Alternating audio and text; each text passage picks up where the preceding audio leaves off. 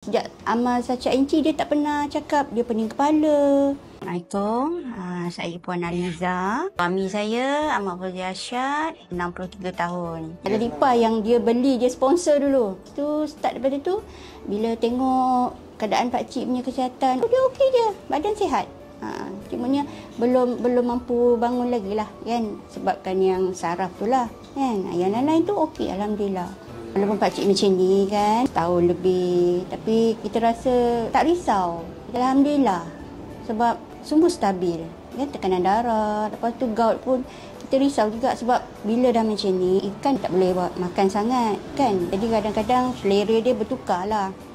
Kadang dia teringin juga udang, apa kan. Makcik bagi je. Tapi kita, masa kita bagi tu, kita standby lah. Takut dapat serangan gout tu kan. Tiba-tiba sakit kaki, bengkak ke apa. Setakat ni Alhamdulillah. Sejak terlantar macam ni, udang pun lebih kerap. Setakat ni memang makcik jaga pun rasa macam okey.